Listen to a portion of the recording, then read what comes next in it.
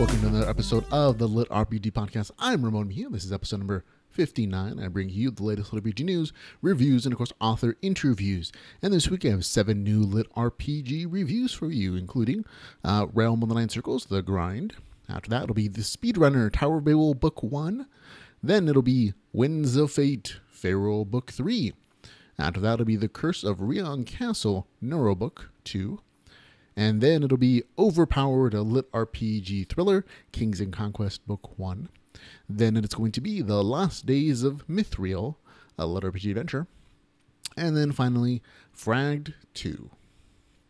And we'll begin the show, of course, with LitRPG news.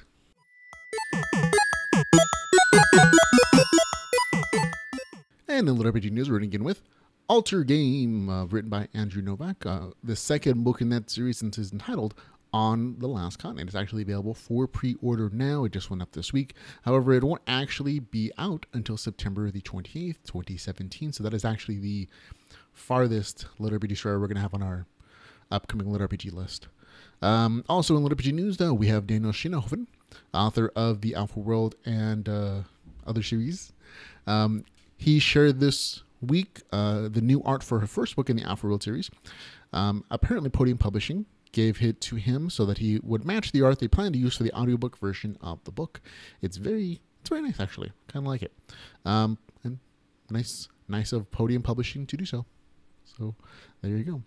Also in LitRPG news, we have Aileron Kong on a Facebook Live stream this week. Aileron, author of the Chaos 8 series, revealed that the next book in his series is not going to be done the beginning of July, unfortunately. Remember, folks, he's an actual doctor. He has life-saving work to do, and it kept him a little more busy than he thought it was going to be. He's hoping to have it finished by the end of July, however. Additionally, he says that the audiobooks for the series are coming along great. Nick Podell is the audiobook narrator for that series. He's doing a kick-butt job, apparently, and we'll hopefully have more of those out as audiobooks soon. And Aileron is also running a few contests, giving away gems from Smite and some other games.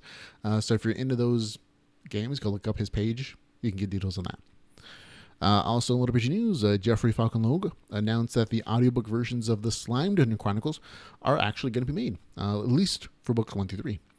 He said that book 1 is already in production, so yay. It's a fun series. Also in audiobook stuff, Ascend, the audiobook for Ascend Online, one of my favorite series, is up for pre-order. So go check it out if you want to pre-order it. It's available. There are no samples currently. It does have a release date of July the 18th, though, so you'll be able to get it in 12 days, 12, 13 days from now. We have a link in the show notes for you if you want to go pre-order that. Okay, speaking of audiobooks, these are the ones, there have 2 that came out this week for LitRPG audiobooks. The first is The Trap Mind Project, Emerilia Book 1. It is narrated by Tristan Morris. It is available now. And the second one is The Crystal Sphere, Neuro series, Book 1. Narrated by Graham Halstead and produced by Tantor Audio. So both of those novels got good scores for me. I enjoy them both. Emerilia, I think, is up to 6 or 7 at this point. So I'm really happy to see that the author is doing an audiobook version of it, and I hope it as well. But both narrators sound great to me. I listen to the samples. But again, audiobooks are one of the things that are very person-specific sometimes. So go check out the samples and pick them up if you want to. We'll have a link in the show notes for you if you wish to do so. Okay, now, out now for review next week. These books came out this week. Couldn't get to them, unfortunately. This includes Hero of Naught, Life in the North, an apocalyptic LitRPG. Also, Dream 3, books I've been looking for the author for a while, so good to see a third book in that series come out. It's entitled Wind of Souls. And then DLC, a LitRPG adventure in the Crucible Shard series, Book 6. That's actually be out on July the 7th, which is when most people will be watching this. And also Times of Change, Emerilia, Book 7. See, there you go. Book 7 is going to be out on Friday, July the 7th as well. But I'll be looking at those novels on next week's show. Okay, in upcoming LitRPG, this is where we list off the stuff that's just coming out in July and August. So it's going to be me reading titles. Skip ahead if you don't want to listen. But this way you know what's coming out. Vengeance of Vanaheim, out July the 11th. Codenamed Freedom, Survive week 1. It's going to be out July the 12th. On the 14th of July, it's going to be The First Planet, The Space Masters. On the 15th of July, it's going to be Kingdom Level 3. On the 17th of July, it'll be The Long Road to Karn, Realm of Arkham Book 5. On July the 28th, it's going to be Stratus Online, Awakening. On the 31st of July, A Slave in the Locked Lands. That's the Weirdest Noob Book 2. On August the 1st, Rapid Play. On August the 4th, The Glitch Fiends. This is part 2. It's the 3rd book in the Hell's Glitch series, though. I know. Then on the 15th of August, it'll be Fayroll Book 4. Also on August the 15th, it'll be The Last Warrior of Unegaya. And then on the 22nd of August, it'll be Shards Over Reality. On the 30th of August, it'll be The Shaman's Revenge, Away the Shaman, Book 6. So there you go, folks. On to new releases and reviews.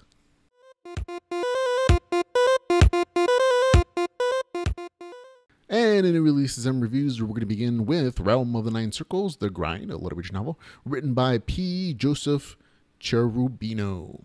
Okay. This novel is 313 pages, $2.99. It is available on Kindle Unlimited. Now, book 1 is it's a fine book. It got a score of about 6 out of 10 for me. It was enjoyable, but what brought it down from being like good or great was basically the lack of information about the game world. There were inconsistencies how damage was described, number-wise. There were percentages for some weird reason, and no detail about how characters progressed. The story was engaging, but heavy on real-world events as well. Now, in book 2, this is almost the complete opposite of book 1. There are tons of game mechanics, solid numbers everywhere. After every level up, you get to see the main character's character sheet and all those stats damage. Damage given or taken from combat is also described in these numbers. The author really took the time to put a bunch of game details in here. This book is crunchy as all heck with numbers and descriptions, folks. There's also crafting, some town building, which helps to break up the stream of combat. Now, in the larger story context, this one starts right after the end of book 1. I mean, like moments, basically.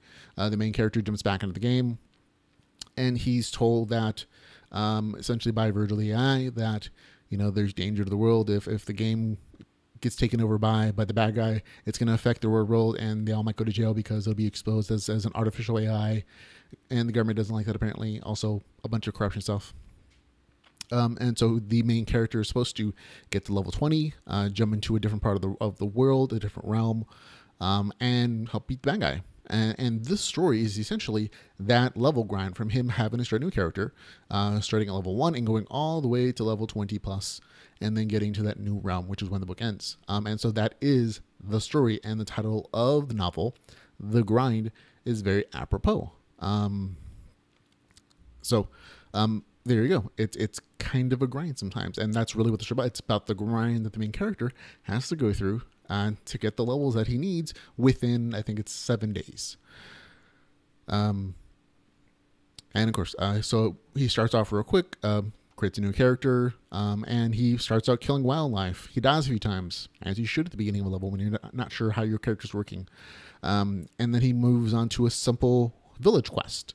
And this is a new village to him, apparently. Apparently the game, this is sort of spoilery, is reacting to his presence in the world. And it creates a village for him that with really simple, dumb characters in AI, with names like the merchant, the blacksmith, the tailor, things like that. And he finishes the quest, but when he comes back, he notices that those characters have become more complicated. They have more backstory. They have more personality. And this is part of the evolution of this game, in that the AIs, which are, remember from book 1, are actually brains taken out of people. That was part of the big evil thing from book 1, is that there were kind of people taking out their brains and using them as like organic processors for this game world, are actually merging with the game more, and they're responding to what the main character is doing because they recognize him as a power of change in the world, because he beat the bad guy in book 1. And it's kind of interesting to see that development there. There's some very genuinely funny new NPCs. One of my favorites is probably the Russian potion master, who's a ghost. Really fun character. I enjoyed it. It's kind of cool. But again, crafting is introduced in the novel. The main character takes the time to do some crafting and learn about it. And there's also some talent building aspects, which I'm already a big fan of. It's not a ton, but there is some in that he takes control of a couple villages. Cool stuff there as well. But the focus of this story is on combat.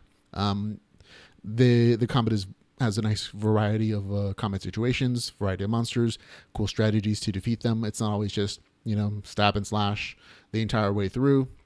The main character actually has to think about the things that he's doing for each particular type of mob and the situation. And he actually uses crafting and the skills that he's learning outside of combat in very cool, fun ways, also including some NPCs that he hooks up with, helps help him clear the mob. So we're getting really very much combat-focused action stuff in this novel. And that's good and bad. If you love combat, great. This is the novel for you. But sometimes it feels like it's just the main character running from one fight to another fight to another fight. And in between, there are these brief breaks where the main character returns to the village, sells some stuff, turns in some quests, does a little crafting. And it feels a little grindy sometimes. Sometimes you're like, more combat? And I personally, I love combat. I never thought I'd say that, but there were moments in here where we're just like, oh, it's another fight. We just had some cool crafting. It's like, can't we go back to that? So it is what it is. But again, very, very combat centric. And again, it's in the title, The Grind. So there you go. While book 2 really gained a ton in terms of solid game mechanics, what it sort of lost is a sense of tension. In book 1, remember the main character had to complete his mission in-game to save his friends who were being attacked in the real world. If he took too long, they were going to die. In book 2, there's really nothing except like this occasional reminder of a clock running down to indicate that the main character actually has to hurry. And so there is a bit of a loss of tension, which is fine. Again, this is more action-oriented. If you're looking for a good combat-focused story, this is your story, man. However, overall, it's a really good read with huge improvements in the descriptions and details of how the game works. From me, it gets a score of 7 out of 10. So there you go. I enjoyed it. Okay, on to SpeedRunner by Adam Elliott, which is the Tower of Babel Book 1. Okay. This one is 360 pages. It is $4.99. It is available on Kindle Unlimited. Now, full disclosure, I received an advanced copy of the novel. I purchased it when it became available. Oh, and the author was nice enough to give the podcast a shout out at the end of the story. It doesn't affect the review at all, but I thought it was nice, and I thought it was something, if you care about it, you should know about. But it doesn't affect the review at all. But I thought it was cool. Okay, here's the setup for the novel. A tower suddenly appears in Manhattan, making thousands of people disappear and leaving others behind. Within the tower are levels and levels of monsters, strange treasures, mysterious forces that let people become more powerful, just like in an RPG game. Now fast forward 2 years, and our main character, Caden, is just old enough to enter the tower and become an adventurer there. His goal is to conquer the 50 explored levels of the tower in record time. He plans to make a speedrun. So there we go. That is the story premise. Okay, there were a lot of things I really enjoyed about the story. The game mechanics of the story are superbly detailed and well thought out. The author put a tremendous amount of effort into making the game mechanics interesting, and I really did love that about the story. There are tons of classes, abilities, skill options, and it's staggering when you think about the amount of options available to the characters, because there are basically 4 base character classes, but depending on how you distribute your stats and everything, or in this case, what kind of bloodlines you take, a lot of these also branch out into different subclasses.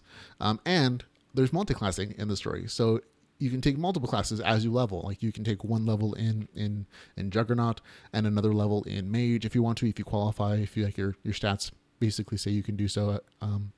But it allows for a lot more customization and different playstyle options within this game world. And of course, there's also some crafting in the story, which I'm always a huge fan of.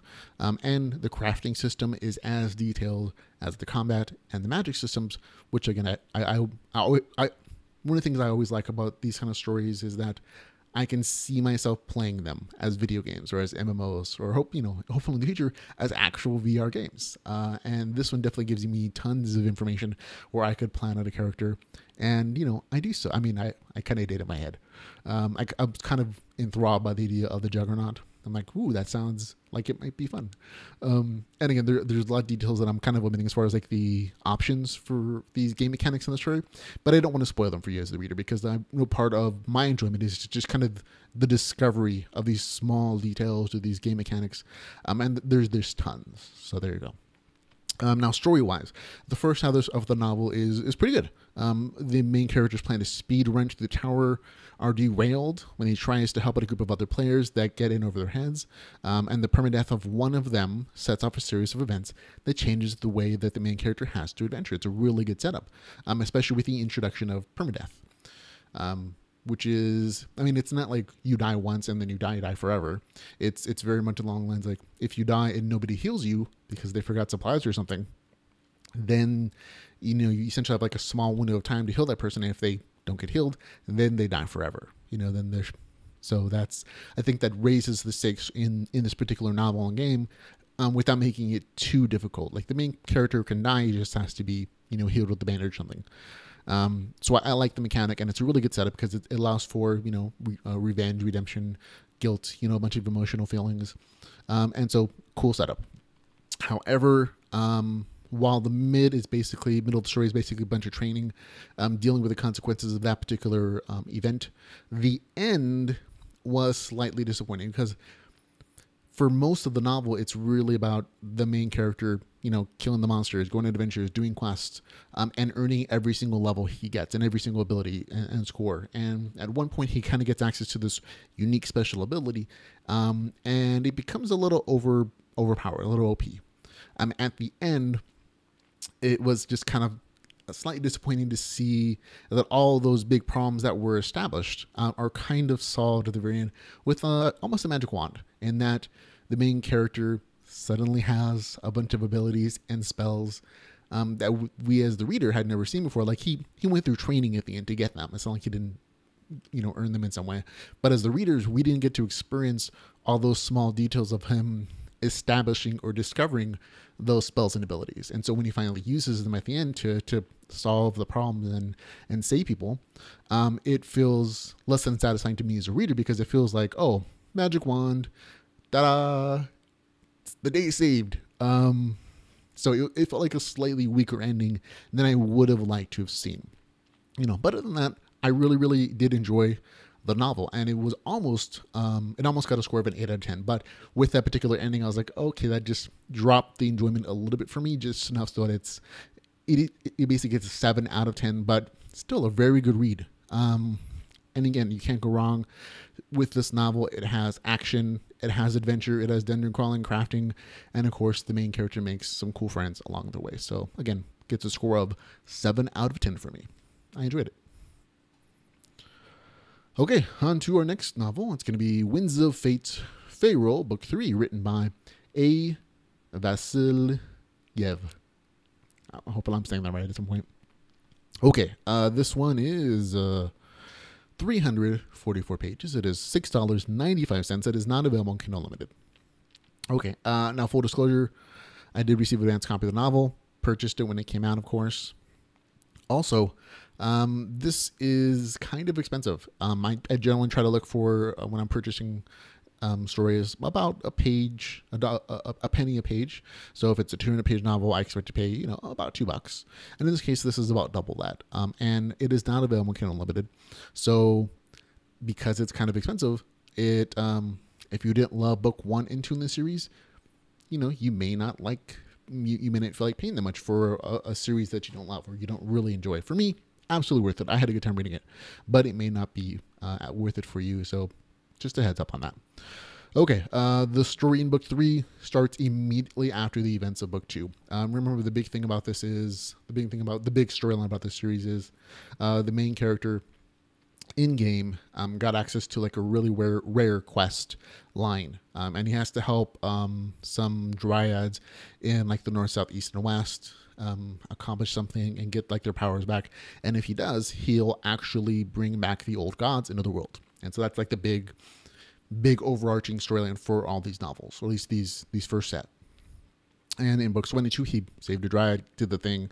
In book 3, his big quest is to do the same thing with like the dryad in the north. And that does eventually happen. But most of this is him just adventuring, having fun, going some really cool, interesting quests in the story.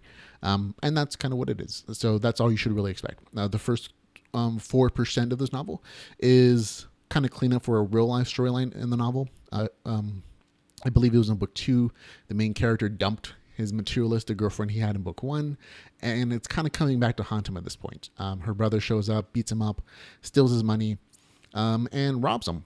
And because the main character now works for the game company that he's also gaming in, Fayroll security shows up, eventually catches the guy, brings him in front of the main character for judgment, and it kind of shows how serious the main character how serious his new bosses at Fayroll are, because he makes a joke casually saying, "Oh, you should go take him out back and kill him." And the security guys almost do, and the main character Harrington obviously realized that they were going to do it, and he stops them, and he makes up some excuse to save their life. But it's at this point in the story that he kind of realizes exactly how powerful and willing to maybe kill that Fayroll security and the Fayroll game creators are about their system and their employees. And so it kind of puts a lot of pressure on him as an employee of theirs to do what they say, or does he want to get out of the game?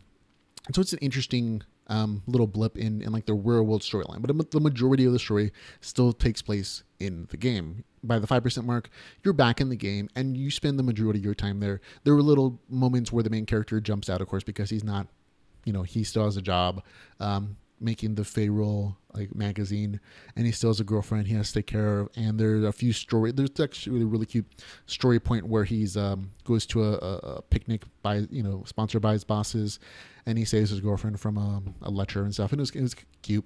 But again, most of the story is in game, and this story almost feels like an extension of book 2, because at the end of book 2, the main character is making arrangements to go to the north, to go through the mountain passes, and that's exactly where the in-game storyline of this one starts off. There you go.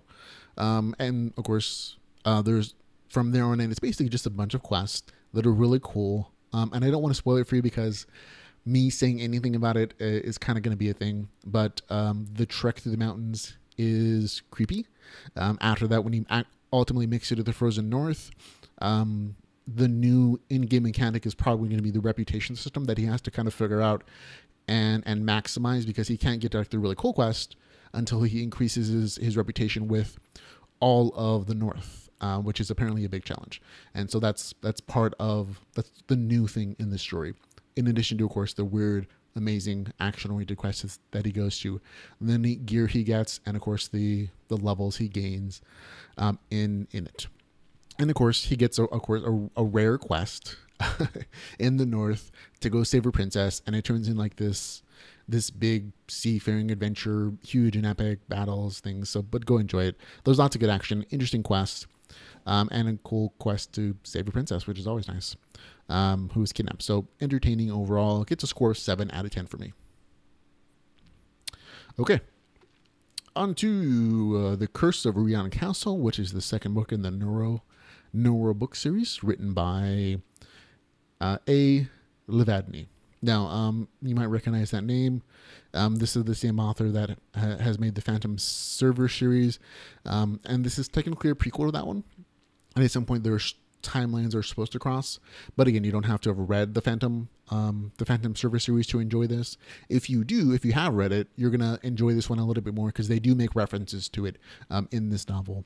But again, not necessary, not a prerequisite to enjoy this novel. It is 296 pages. It is $5.99. It is not available on Kindle Unlimited either. Again, neither one of these translated Russian stories is going to be available on Kindle Unlimited. I also got a advanced review copy of this one. I bought it when it became available.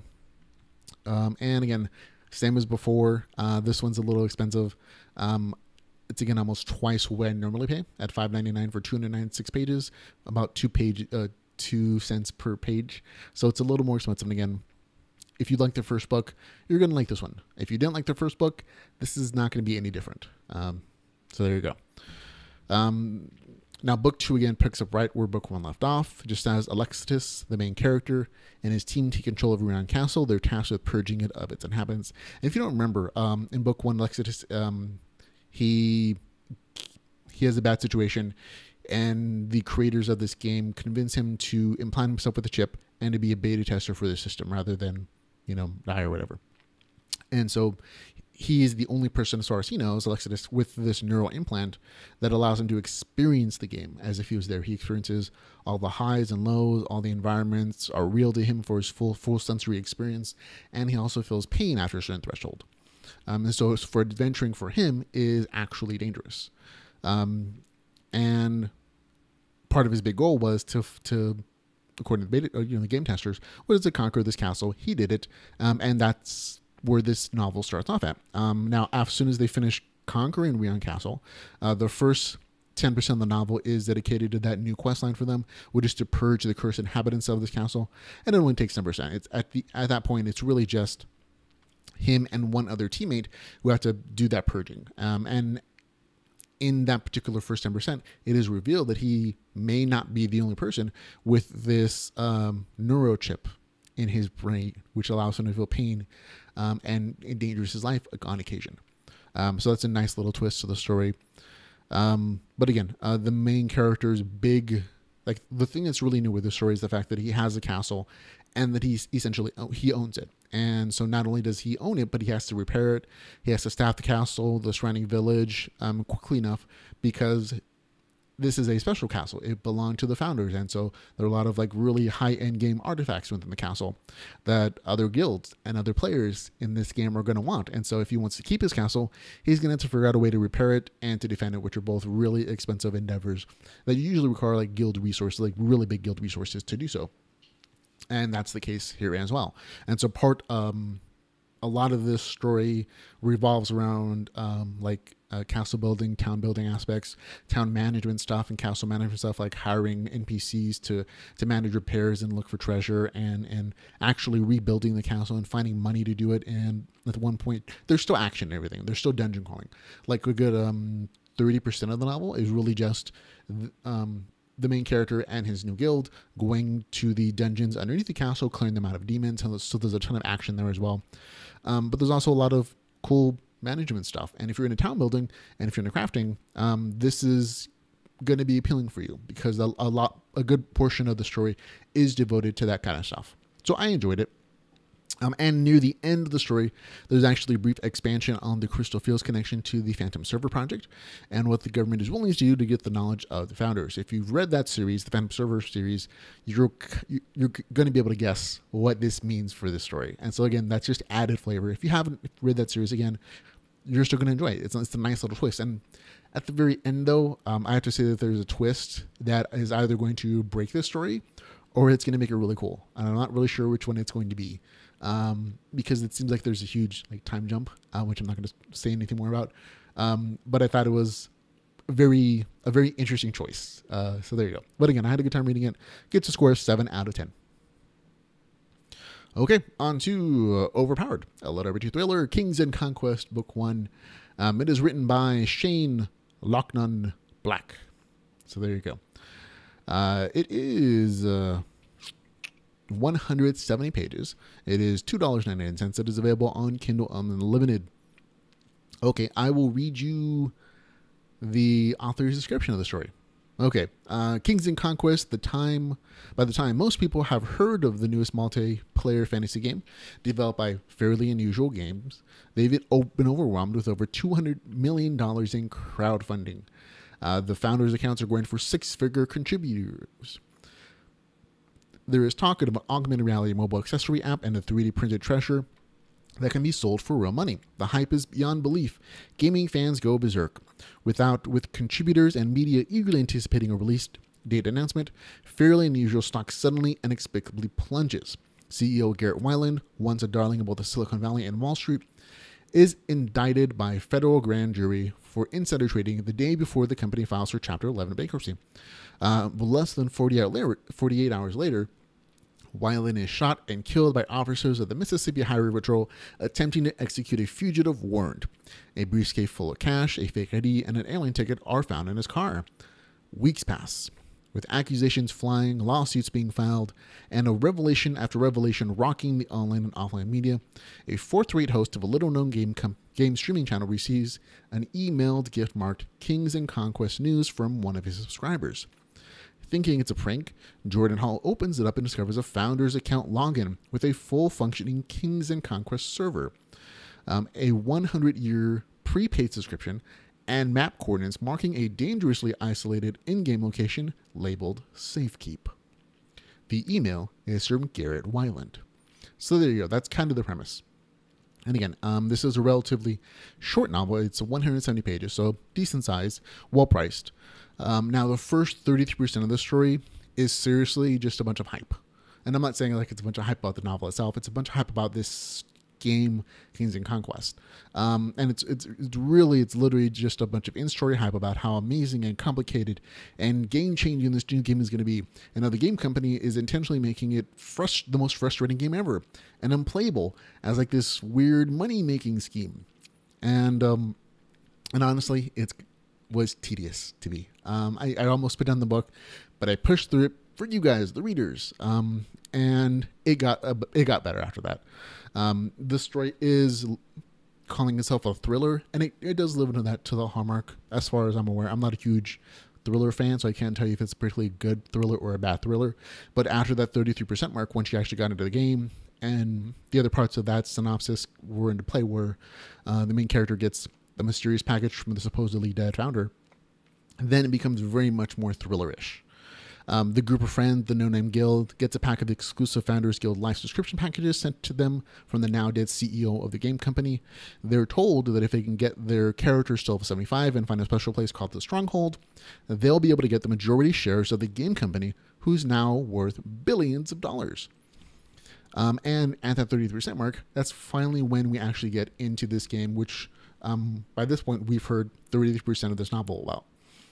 And there are a series of small scenes where the team figures out the right way to play the game after being seriously frustrated with it.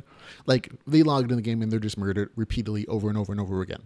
And it turned out to be like this weird game mechanic, which I'm not going to spoil for you. But I understand exactly how frustrating it can be for these characters, because I've played badly designed games where it is frustrating. But these brief gameplay experiences are broken up by a variety of scenes that bounce between self-congratulatory border people, investigative journalists, video game commentators, and bad people planning on getting the big prize for themselves. Now, at the 65% mark of the story, that's when a lot of this thriller stuff comes in. The no-name guilds find out that people are hunting them in real life, and they have to flee.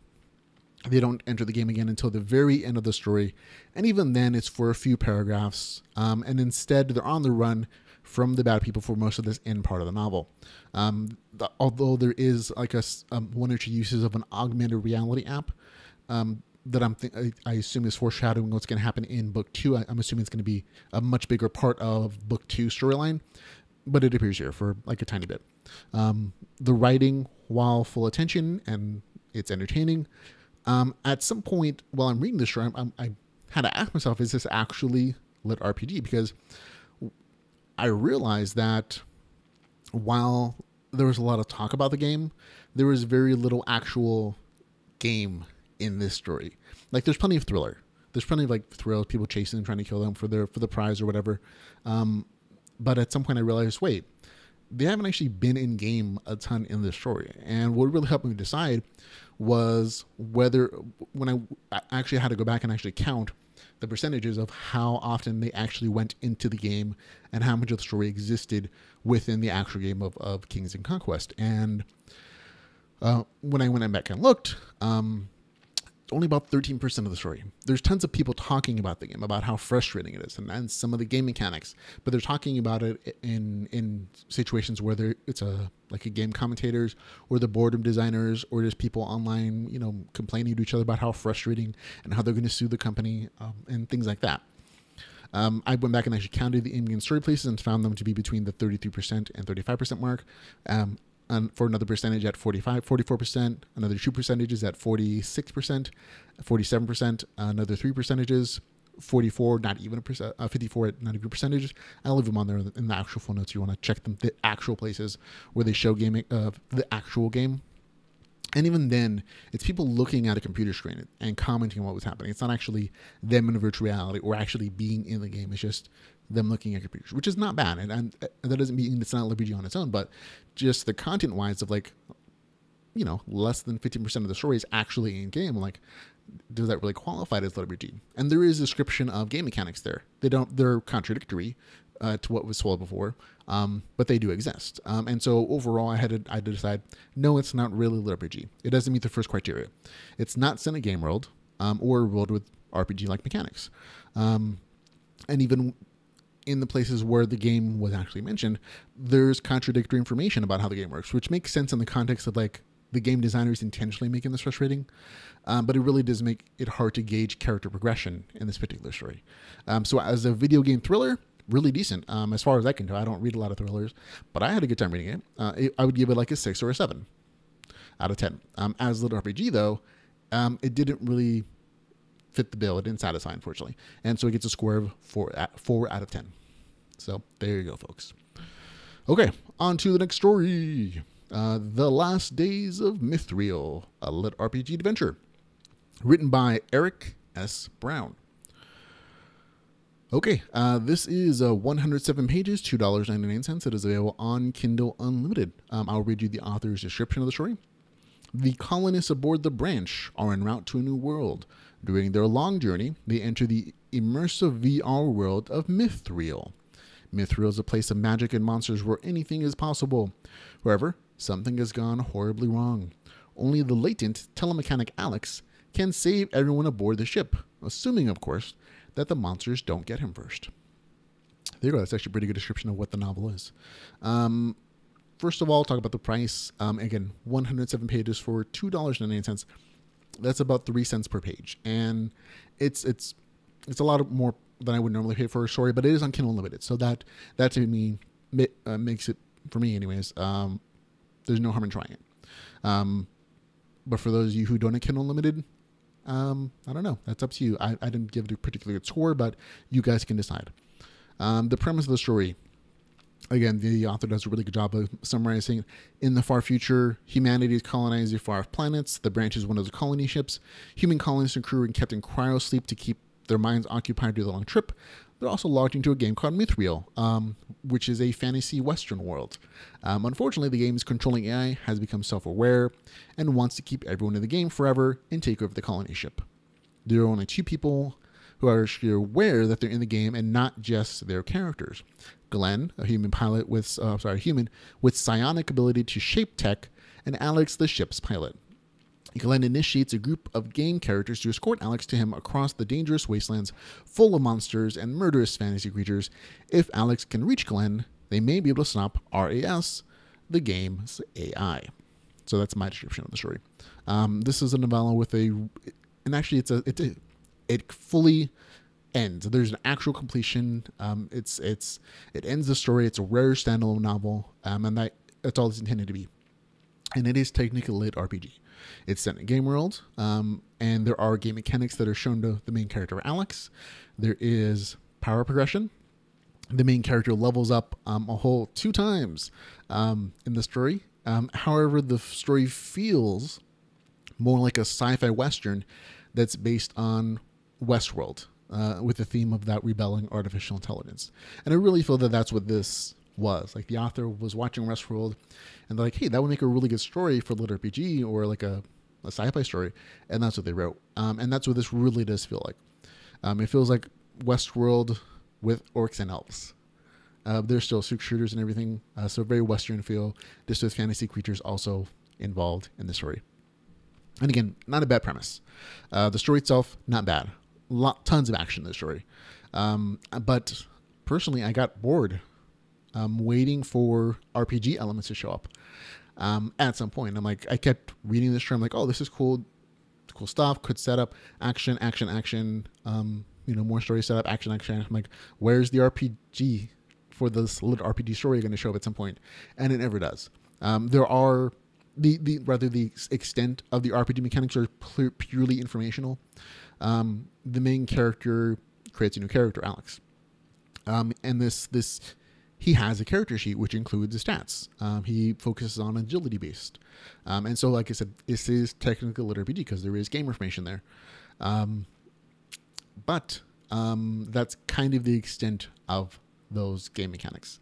Is its information. The main character Alex has some secret ability to access his information like that, but also focusing on other people and landscape. He also gets additional game information, almost like the identify skill, except that it's just a psionic ability he magically has.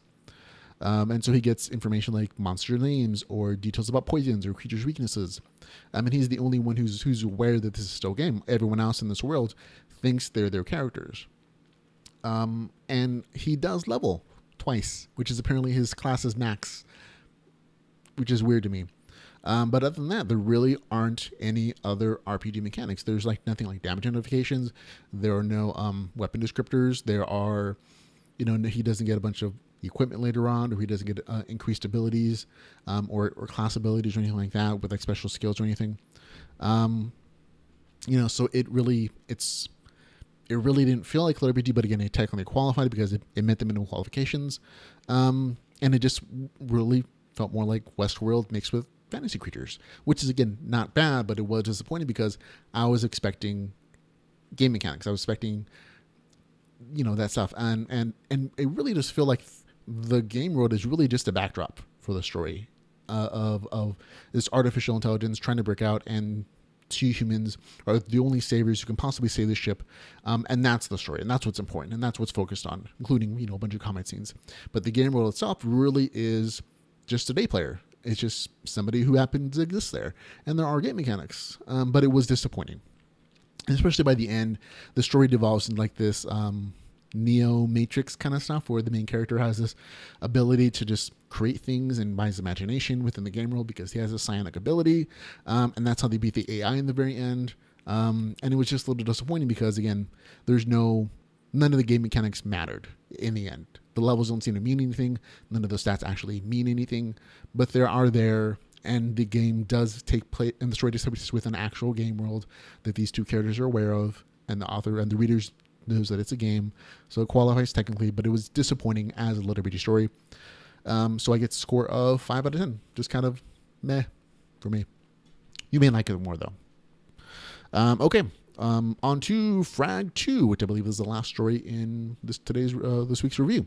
It's written by Zachariah Dracolius. Okay, the author's description. More swearing, more violence, more Zoe's fighters. Zoe's adjusting quickly to having players back in the game alongside her, but that doesn't mean the world of Threat is any easier a place to live, especially with midnight looming ahead. In this, the second chapter of the Fragged series, Zoe starts to trust her friends again, and with everything from simple resource collecting to planning a high-stakes mid-morning scheme. Okay, this is 60 pages. It is 99 cents. It is available on Kindle Unlimited. 99 cents is I think the lowest that an author can put their book without putting it for free. So price-wise, not horrible. I pay the full purchase price. I don't actually read this one in Kindle Unlimited because I want to support the author. I like the book in the series. This is, again, the second episode in the Fragged serial series. Zoe, the main character, is joined by her two player friends, Chad and Paul, and together they work to improve the community the main character founded. Remember, she grabbed some natives and made them part of her community.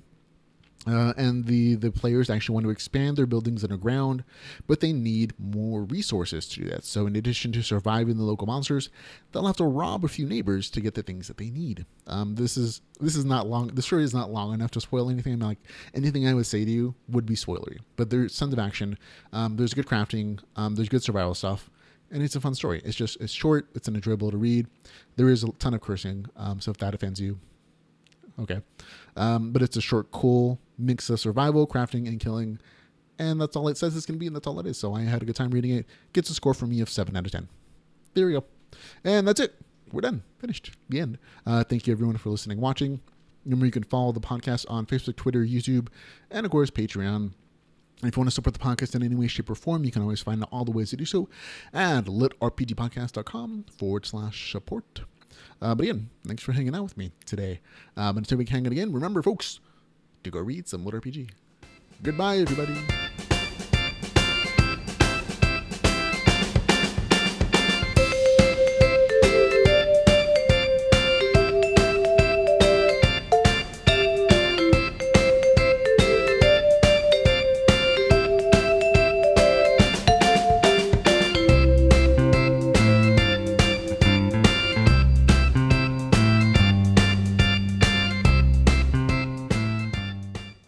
Okay, we're going to get ready to go in 3, 2, 1.